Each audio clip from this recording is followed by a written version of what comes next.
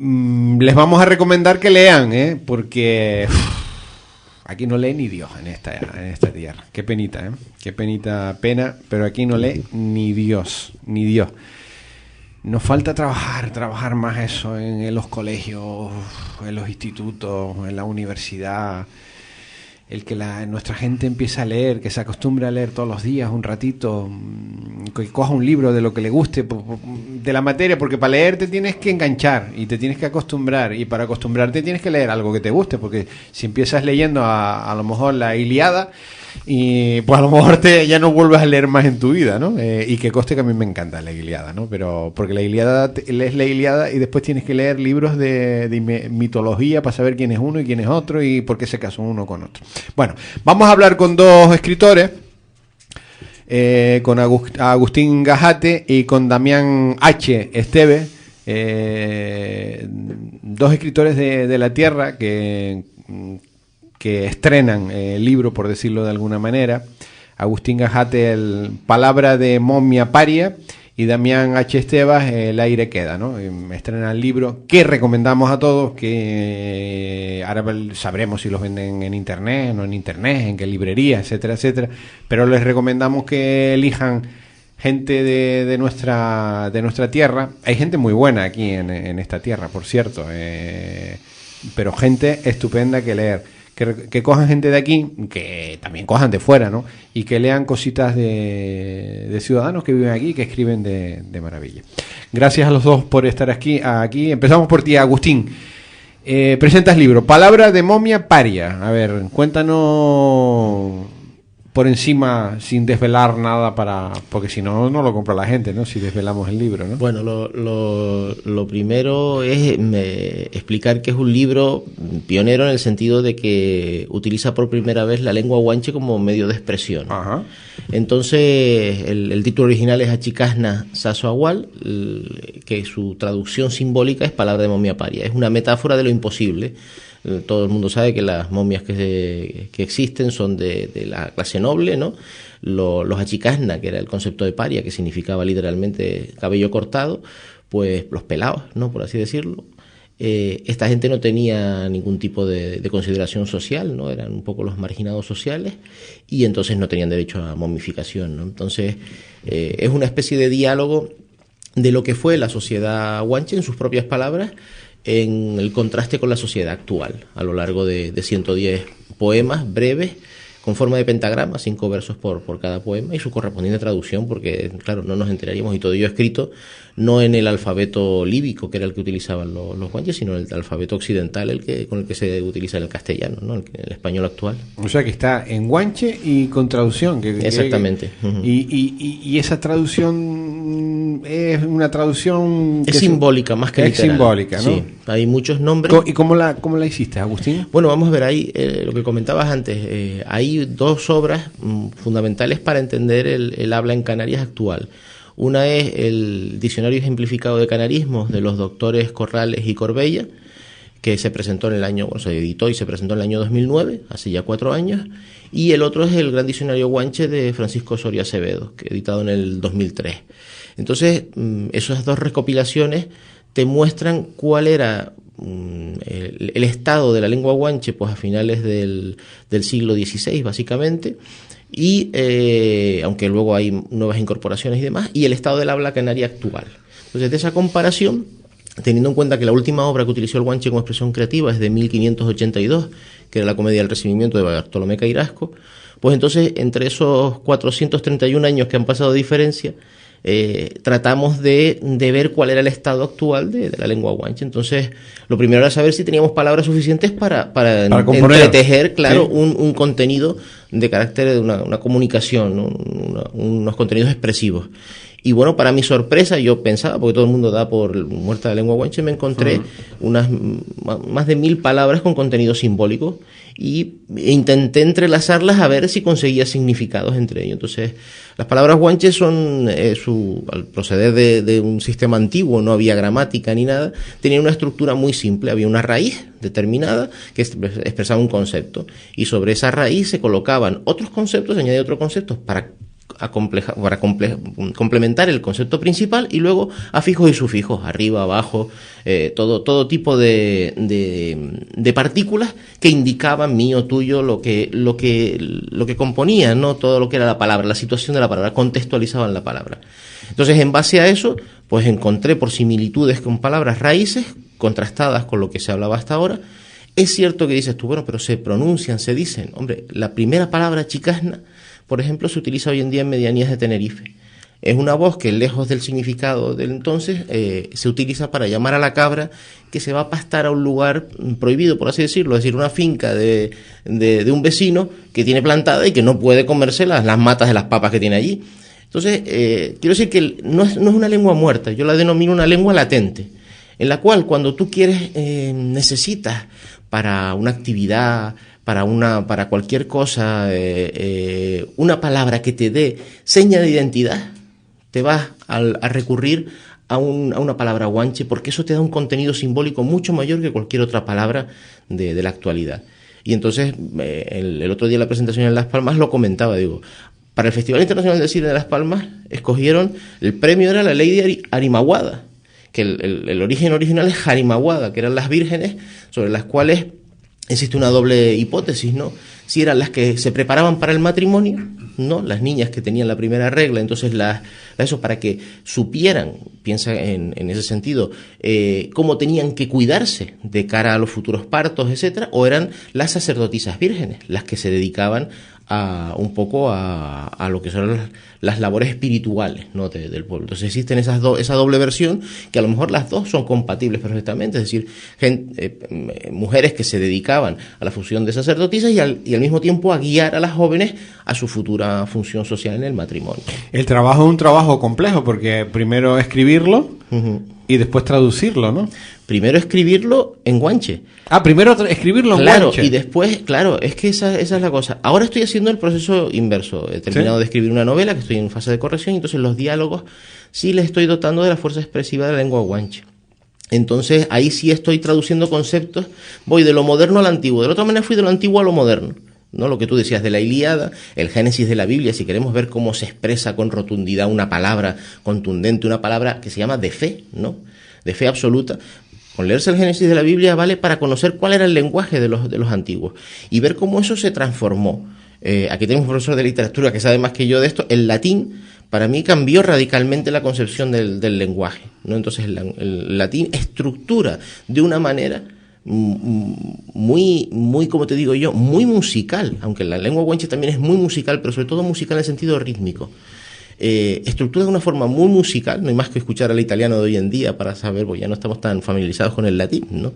Escuchar el italiano para darte cuenta, incluso el argentino, ¿no? Esa forma de pronunciar es muy, muy latina, ¿no? Entonces, esa manera de expresarse cambia con el latín y ya cambia todo el concepto, y eso, por así decirlo, el contacto con otras lenguas queda impregnado de esos matices latinos en todo momento. ¿De qué hablas en tu libro, de Palabra de Momia Paria? Pues mira, lo que me permiten las palabras guanche, sí, lo que es la historia, la sociedad, la cultura, la organización social, las vivencias que ellos podían contar con esas palabras, su historia que bueno, se resumía en sus cosas cotidianas, más luego el contacto con los europeos que llegaron con un objetivo colonizador. Y entonces, bueno, como su derrota, porque era inevitable totalmente. Hablo de sus tabúes, entre ellos el mar, porque no existe el término de mar, de océano, pero no existen detalles sobre el mar. No existe una palabra que define una ola, no existen nombres de peces, cosas que sí existen nombres de pájaros, ¿no? Y demás. Pero del mar hay muy pocas acepciones, ¿no? Recogidas. Entonces, tenían miedo al mar. Bueno, no sabían navegar. Hay dudas a ese respecto, y sobre todo en Gran Canaria, porque hay denominaciones que hacen referencias claras a lo que podía ser un embarcadero. Claro, pero algo de pequeñas estamos hablando de proximidad, de ser de cosas, claro, de ir a buscar unos peces. Incluso, ahí a unos metros. Se habla dentro de la historia de que de Gran Canaria venían a Tenerife a robar la cera de Chasirasi, de la Virgen. Bueno, y se habla de que de Tenerife iban a La Gomera, pero bueno, la navegación es algo ahí. Sí, hay que contextualizar el tema. Cuando llega, hasta que los portugueses inventan la nao y la carabela, aunque también se habla de la coca mallorquina, pero es el mismo concepto, es decir, la galera es el barco que... Agustín, te interrumpimos porque la prioridad para nosotros los oyentes, te va a hacer un oyente una pregunta. Sí, buenos días. Hola, buenos días. Sí.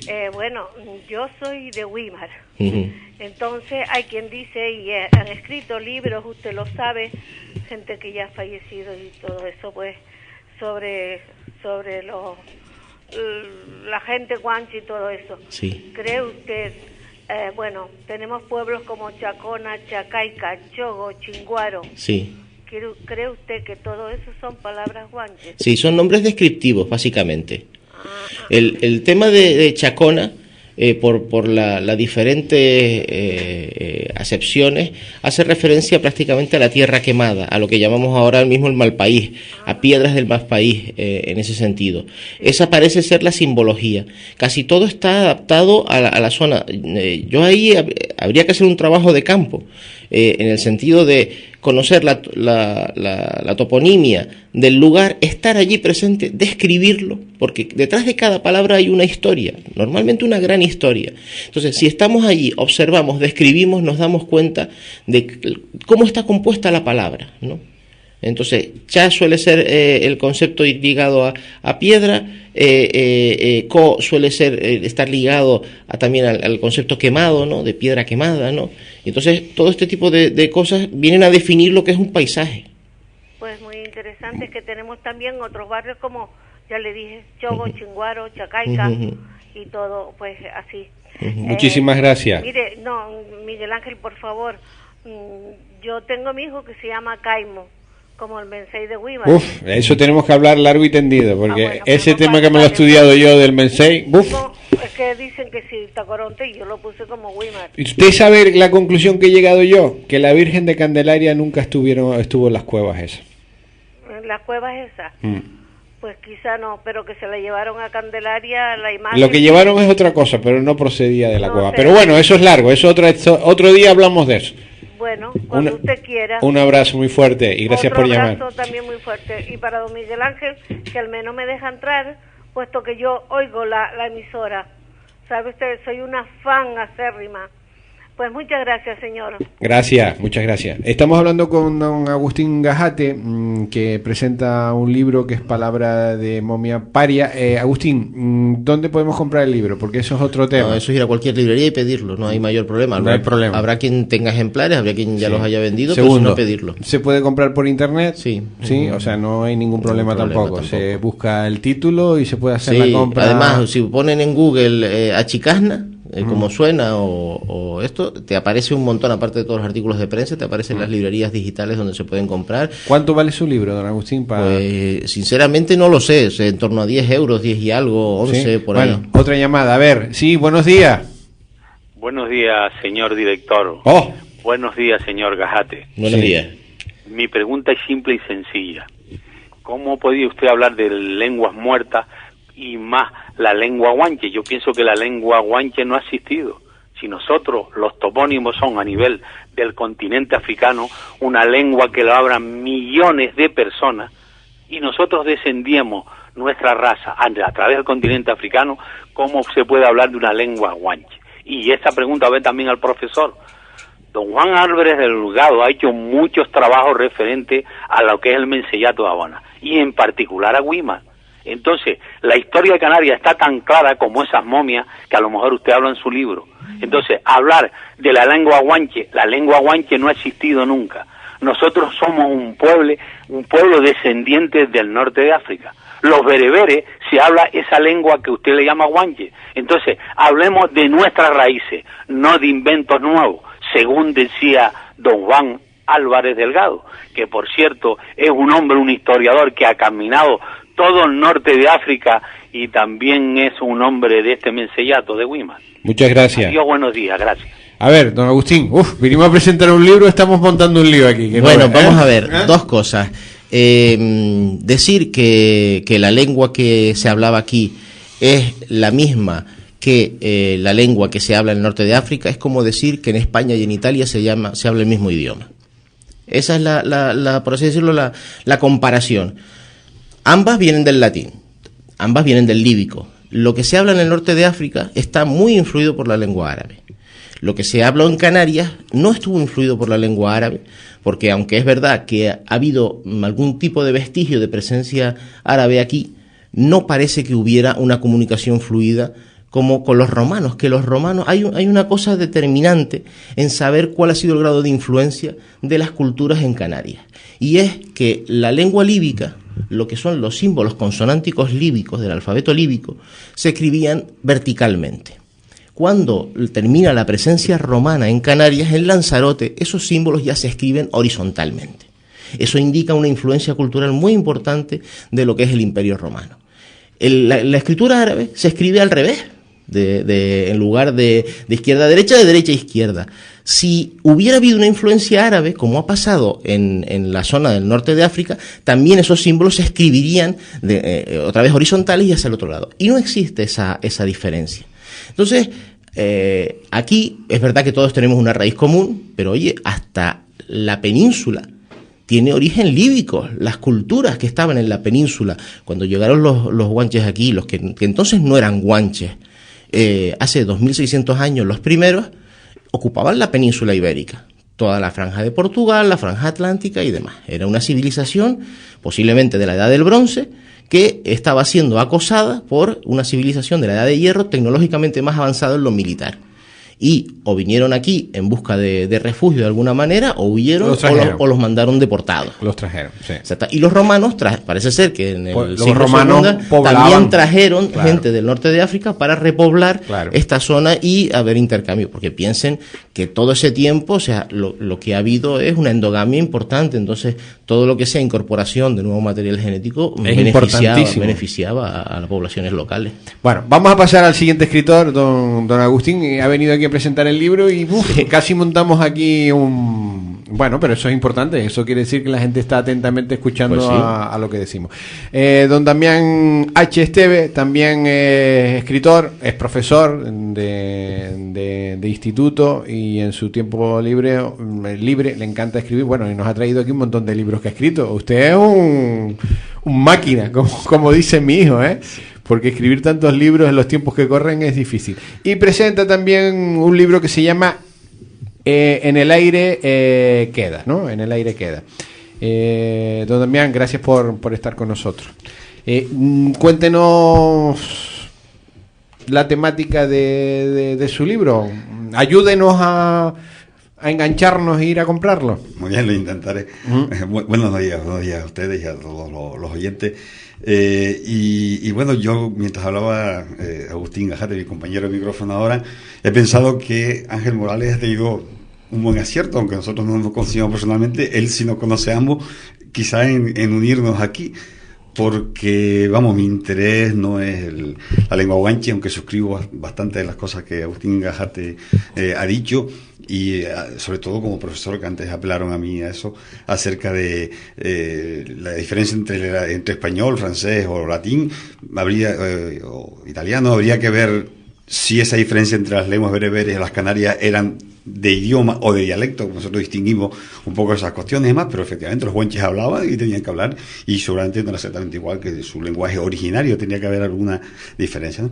Pero bien, ese no es mi interés, aunque yo creo que el trabajo de investigación, de creación que hay actualmente acerca de ese idioma que está allí, que hay que rescatarlo, es muy interesante y que tendría que ser respaldado por todos, ¿no? Cuando yo acabo de decir que creo que nuestro editor Ángel Morales ha hecho bien en reunirnos aquí, porque yo me preocupo también mucho por la cultura canaria, ¿no? Mis historias están basadas un poco en el día a día de los habitantes de Canarias, aunque me invento otra isla distinta, que ya por ahí un poco suena, que se llama Lotavia, y en ella cuento historias de muchos personajes, sobre cosas que le ocurren en la actualidad, ¿no? Mi historia, mi preocupación son esas cuestiones de humanidad, de personajes, etcétera, ¿no? El inventarme una isla me posibilita muchas cuestiones, me posibilita pues inventarme los paisajes, inventarme los lugares, y sobre todo me posibilita aunar en un solo territorio pues características de todas las otras islas del archipiélago, y eso es un poco lo que intento hacer, ¿no? En cuanto al vocabulario, yo empleo una toponimia, me invento una toponimia en esa isla, y que en algunos lugares tiene resonancia guanche, sin duda. Hay un macizo de Tarco, por ejemplo, que eso puede ser perfectamente una resonancia de ese tipo, pero también hay otros lugares que se llaman Dorsal del Sur, que es una expresión totalmente castellana, y que se emplearía en cualquier otra isla, etcétera. Es decir, utilizo ese vocabulario como lo utilizamos actualmente, ¿no? Intento rescatar muchos canarios, utilizar, emplear de una manera muy poco forzada lo que son canarismos, lo que son expresiones que hoy en día se están perdiendo. Yo noto en los institutos que los chicos tienen que trabajar a veces el vocabulario. Qué mal se habla, qué mal se habla, Bueno, intentamos que se hable. No, ustedes sí, pero qué mal se habla, qué mal se habla y qué mal se escribe, Hay que ir poco a poco haciéndolo, ¿no? Yo no considero que se hable peor o mejor que antes. ¿Usted se siente fracasado como profesor de literatura en ese sentido? No lo digo usted personalmente, sino en los resultados, porque a nosotros constantemente nos están evaluando, y los resultados de nuestras evaluaciones en Canarias son muy tristes. Bueno, ya que tocamos ese asunto, yo cuando últimamente hago una diferencia que antes no hacía. Yo ahora hago una diferencia entre el esfuerzo que estamos haciendo los profesores, y supongo que cualquier otro profesional en su trabajo, y todo aquello que nos están imponiendo a base de recortes, de cada vez peores condiciones de trabajo, cada vez. Entonces, esa situación que antes no se daba, ahora se está dando, ¿no? Y eso hace que efectivamente los resultados vayan a ser, yo considero que cada vez peores en lugar de cada vez mejores, por mucho que digan. Bueno, los datos están ahí, los resultados son peores, ¿no? Entonces, claro, si las condiciones de trabajo son peores. Otra cosa distinta, que cuando había pues otro tipo de bonanza económica y demás, esos medios estuviesen mal empleados, que ahora se habla de que eso es cierto y más, lo cual puede ser cierto, no digo que no. Pero la cuestión es que el esfuerzo que se está haciendo los profesores, pero igual los médicos, los policías, ¿no?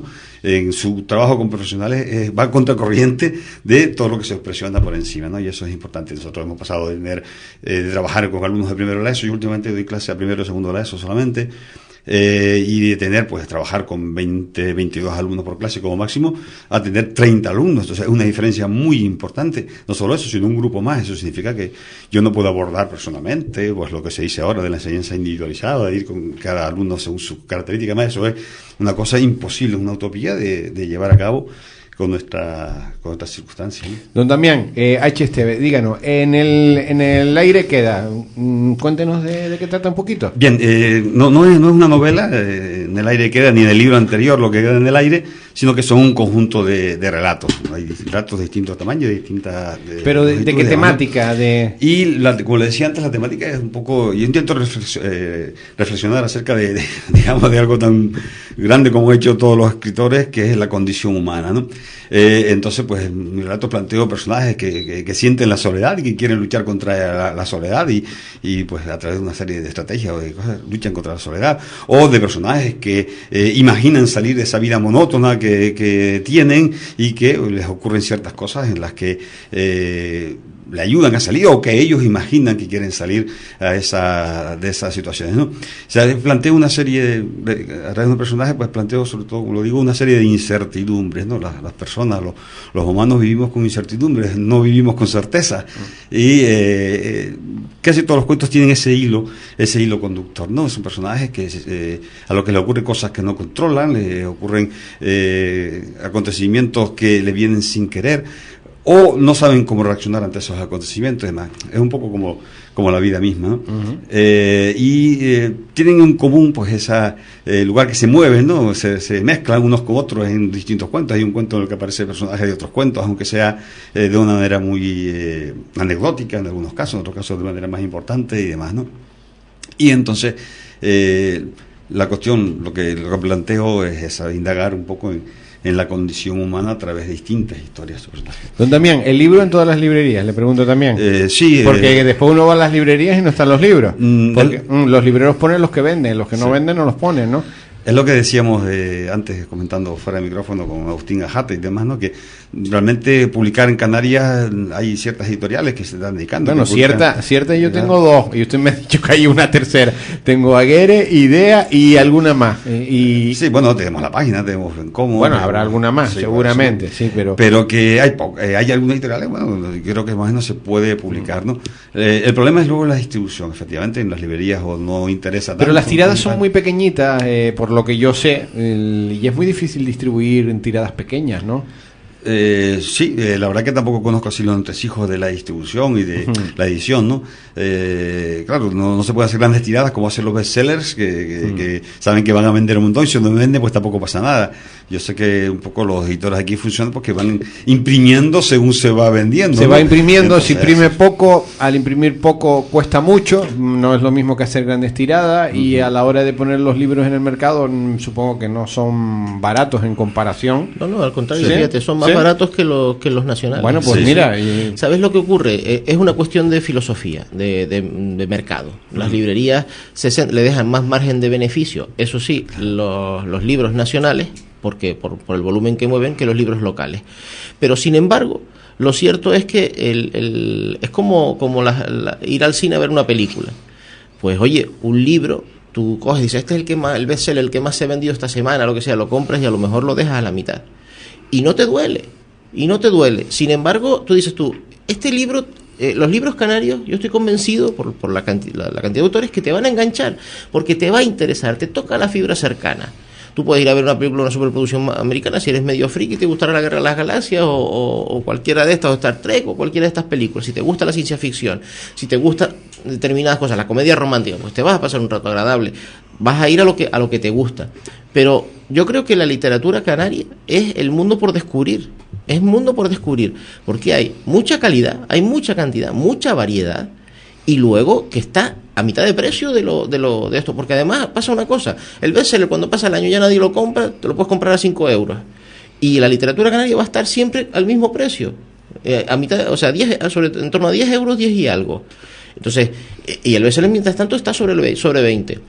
Cuando deja de interesar, de dar margen a las librerías, entonces cuando lo ponen al precio de coste a lo que el coste. Pero yo le digo a los dos, Agustín y Damián, habrá que crear una cultura de lectura primero, que no la hay, o sea, aquí no lee ni Dios, eso lo reitero otra vez, pero después habrá que crear una cultura de que hay que empezar a leer gente que escribe en Canarias, que tampoco la hay, o sea... Claro, por ejemplo, yo pongo un ejemplo, a mi hijo el pequeño, que tiene 11 años, todos los meses le hacen leer un libro. Bueno, yo no digo que sean todos canarios, pero por lo menos que de los 7, 8 libros que tenga que leer al año, que son libritos así chiquititos, que alguno sea 1 o 2 de temática canaria. ¿Los profesores tienen esa idea clara o eso no lo ven? Bueno, yo como profesor te hablo, yo lo tengo clarísimo. De hecho, yo lo hago quizás por lo que me afecta, pero no es solo yo. Pero no es la generalidad. No, yo creo que sí, que ¿sí? La generalidad en los centros. Me alegro que diga eso. Lo que ocurre es que a lo mejor tampoco hay tanta literatura infantil, escrita por canarios, etcétera. Bueno, sí hay muchas cosas, hay muchísimas cosas, ¿no? Pero sí, en los centros cada vez se está trabajando más con los libros canarios y con autores canarios, porque tenemos una posibilidad importante que les gusta mucho a los alumnos, y es que los autores pueden ir a hablar con ellos, y por lo general lo hacen de una manera desprendida. Hace poco hubo una campaña de la Consejería de Educación del Gobierno de Canarias que consistía en llevar a los autores al centro. La Consejería compra libros, distribuye libros, que son muy importantes, por supuesto, y había un apoyo importante ahí, pero ese proyecto, con esto de los recortes, pues también ha caído, como tantas otras cosas, ¿no? Mira, hay una cosa al hilo de esto. Los canarios estadísticamente dedican, creo que 4 horas y algunos cuantos minutos más a ver la televisión. Con simplemente reducir 1 hora de televisión y dedicar esa hora a una lectura de un libro, ya lo que ganaríamos sería impresionante. Y no cuesta dinero. Te vas a una biblioteca pública, lo sacas y no te cuesta dinero. Sí, pero Agustín, leer te tienes que acostumbrar a leer, tiene que ser un hábito. Sí. Si tú habitualmente no lees, al final no lees. Te digo una cosa, todos hemos leído en eso. Y además, incluso en los centros, yo no soy profesor, pero yo he sido alumno, y nosotros hacíamos lecturas compartidas, es decir, cada uno le cogía un libro y leíamos y hacíamos obras de teatro, leídas, no escenificadas y demás en la clase de literatura cuando yo estudiaba el bachillerato. Y eso me consta que se sigue haciendo lectura. Todos hemos leído, todos sabemos leer. Si tú vas a una... Pero no leemos todos los días. Exactamente. Si tú vas a una biblioteca y le dices al bibliotecario, oye, voy a aficionarme a la lectura, ¿qué puedo leer que tengas ahí, que me pueda llevar, que no sea muy complicado y que me dé? Todos los autores, y yo lo digo por mí, pero te lo voy a decir, somos escritores de capas. Una capa superficial para rápidamente meterte en escena y demás, pero ten seguro que hay varias cargas de profundidad detrás de cada escena, de cada descripción, de cada párrafo. No somos. Y el lector que se engancha a la capa superficial acaba descubriendo muchos libros, los lees por primera vez y te quedas con la cosa y dices, dentro de unos años lo voy a volver a leer, y cuando lo recuperas, y tienes una relectura muy buena. ¿Y sabes por qué? Porque eso está en tu mente, no está en la mente del escritor, porque tú has ganado en experiencia, has ganado en vivencia, y ese libro se ha enriquecido, porque tú te has enriquecido. Entonces, esto es muy importante porque realmente... Pero Agustín, antes hay que llegar a la fase de que leas. O sea, es que... Pero puedes tomarla en cualquier momento. Es como montar en bicicleta. Sí, pero que ustedes están hablando de que ya están hablando de personas que leen habitualmente y que compran libros o que leen otra serie de cuestiones. Pero es que estamos hablando de un porcentaje abismal de gente que no lee nada. Pero es que nada. O sea, que le damos este libro ahora... Y bueno, y lo mira y tal, y lo lleva para casa y lo ponemos allí encima de la mesa y allí muere el libro porque es incapaz de empezar a leer, porque hay que tener costumbre de leer todos los días algo. Pero fíjate, yo creo que lo que él habla, un libro de relatos como el que ha hecho, ¿sí? Es fácil, son cosas breves, historias breves. Pero Agustín, que es fácil para ti porque tú lees mucho. Yo sí creo que en lo que hemos estado debatiendo hay un punto que es importante y compartiendo lo que usted decía. Y es el que hay que prestigiar la lectura. Es decir, si para que una persona sienta esa necesidad que si Agustín tira a una biblioteca a leer, a pedir un libro para leer, es porque tiene que haber una presión institucional, cultural muy fuerte acerca de que tiene que haber una cultura, es conveniente. Tiene que haber una cultura. Y aunque en los institutos efectivamente leemos y trabajamos con los chicos y traemos a los autores, etcétera, etcétera, si luego eso se considera solo como de ámbito escolar y no se produce el paso de que eso tiene que ser de ámbito vital, entonces ahí ya los profesores hacemos, pero no lo podemos hacer todo. Tiene que haber detrás toda esa campaña como la que comentaba yo antes y otras muchas más en las que se tiene que prestigiar por parte de quien tiene el dinero, que por lo general con el recorte se recortan este tipo de cosas primero, de que eso es importante, ¿no? Yo pongo siempre un ejemplo sobre esta cuestión de que no es la lectura sino con la música clásica. La primera vez que yo viajé por Europa y que iba a lugares como Alemania y entraba en una iglesia y veía oyendo música clásica a niños pequeños tranquilos con su familia oyendo música clásica, que yo era la primera vez que cuando salía fuera con 18, creo 19 años que oía algo de música clásica. Entonces esos chicos desde pequeños van a oír música clásica. Vos en la lectura vas a entender lo mismo, porque es una cosa prestigiosa familiarmente, socialmente, etcétera, ¿no? Y eso falta quizás ese trabajo ahí. ¿Se puede vivir de escribir libros? No, para nada, no, para nada. No, aquí el único que vive de escribir libros, autor canario, bueno, hay uno nada más. Alberto Vázquez Figueroa, que es el que más vende. Un autor de bestseller. Y después hay gente, pues JJ Armas Marcelo, creo que también vive. Él está más, no es literatura, hace ensayos, colabora mucho y demás, al final. O sea que es un hobby escribir para ustedes. No, hay gente que a lo mejor compagina lo que puede ser la escritura, digamos, de ficción o de creación, si quiere, pues tanto poesía como prosa, pues a lo mejor con un tipo de cosas, ensayo, periodismo, conferencias, etcétera, que quizá con eso sí que hay un grupito más amplio de personas que pueden mantenerse con eso. Yo creo que la mayoría de los escritores son profesores de literatura porque realmente son enamorados. Y hay una cosa que siempre en esta última reforma educativa, y no te quiero meter en un compromiso, por eso lo digo yo, se ha castigado mucho al tema de las letras. De la cultura léxica, de la cultura basada en la palabra. Está siempre una cosa que yo no he entendido jamás, la antítesis ciencias y letras. Perdona, ¿en qué se expresan las ciencias si no es en las letras?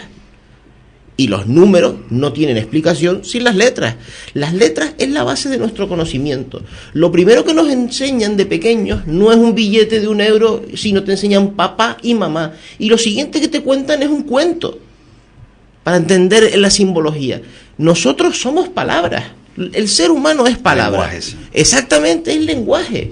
Y además, fíjate tú, la ironía del ser humano.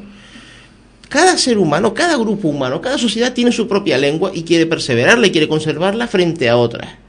Y sin embargo, todo nuestro conocimiento está en una lengua única, que es la que manejan las máquinas, los ordenadores, los pips. Todos, un alfabeto único y una forma de comprensión única para las máquinas, diversidad de lenguas para los seres humanos. No nos somos capaces de ponernos de acuerdo en comunicarnos entre 7.000 millones de seres humanos, pero a través de las máquinas de cualquier ser humano se pueden comunicar entre ellas perfectamente y traducirlo a cualquier lengua.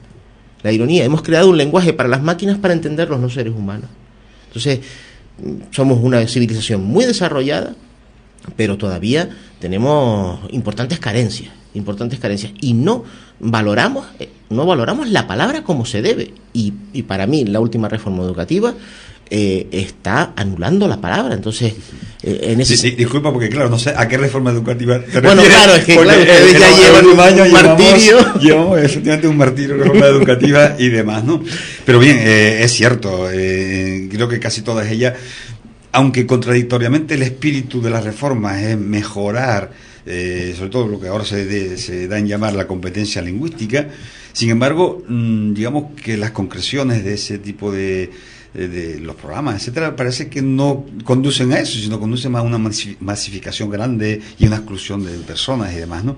Entonces, en ese sentido es contradictorio. Pero sí que en el espíritu, esa competencia lingüística, estamos ahora luchando los institutos, estamos comentando los institutos que tienen que defenderla todos los profesores, no solamente los de lengua ni los de historia, ¿no?, que están sino los profesores de biología, de matemáticas y de tecnología también, ¿no? Y bueno, eso sí es una cuestión que creo que los profesores tenemos en general bastante claro. Otra cosa, les digo, es lo que nos están imponiendo, los caminos que se imponen para que eso se pueda llevar claro, a cabo. Lo que llaman el tema de las asignaturas, ¿no? De que cada vez existe menos intención de que entendamos las palabras, y después, claro, existe un problema, a mi modo de ver, de significados, ¿no?, a la hora de su uso, ¿no? Sí. Bueno, yo les recomiendo 2 libros para que se vayan hoy a cualquier librería y que pidan 2 libros de 2 magníficos escritores de aquí de la tierra. Uno de Agustín Gajate, que es periodista, Palabra de Momia Paria. Yo creo que interesante porque está escrito también en guanche y en nuestro idioma y en castellano. Y otro libro de Damián H. Esteve, En el aire queda, que es profesor, pero también es escritor. Darle las gracias a los dos. Tenemos que seguir hablando mucho más de la lectura y de los libros. Debe ser algo normal hablar de libros, no algo excepcional, porque menos mal que nosotros aquí lo hacemos habitualmente, pero debe ser algo habitual. Hay que hablar de libros, de escritores, de cosas que ocurren, y hasta ahora los libros son excepcionales. Bueno, hoy vamos a hablar con unos escritores, como si fueran unos locos que andan por ahí, que de vez en cuando escriben, pero bueno, la lectura es fundamental, la grandeza de la lectura, el conocimiento que da leer, cualquier cosa, pero yo no... Es que hay que leer lo que le guste a uno, sí, ¿no? De la temática, sí. También. Yo solo puntualizar, estaba hablando del conocimiento que da leer, yo creo que había que hablar también de la satisfacción, del placer que da leer simplemente como obra de arte o como simbología, como creación, amor, no como conocimiento. Eso también es un largo debate acerca de lo que es la literatura. Pero, ¿no? Yo le añado una cosa más. Transmitimos emociones. Exactamente. Y la palabra se creó para transmitir emociones y conocimientos. Y la literatura transmite emociones. Y eso es muy importante. Compartes emociones. Bueno, les deseo todo lo mejor en este nuevo proyecto, en los 2 libros, Agustín Gajate, Palabra de Momia Paria, y Damián H. Esteve, En el aire queda. Les deseo todo lo mejor y que sigan produciendo, porque estos productos son productos que prestigian a nuestra tierra. Gracias por haber venido. Muchísimas gracias. Muchísimas gracias.